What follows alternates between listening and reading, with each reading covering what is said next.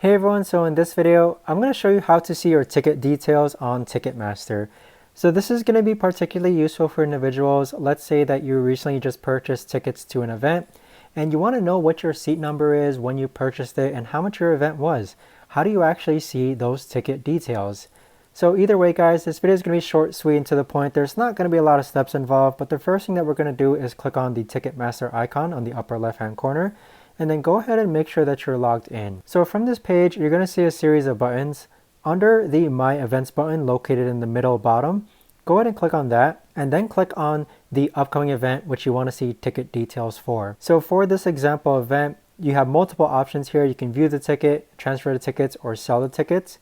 Go ahead and click on ticket details. And so here's where there's some blurred out information such as the barcode's blurred out, the order number is blurred out, and also the ticket price. But that right there is basically all your ticket details that you have here, guys.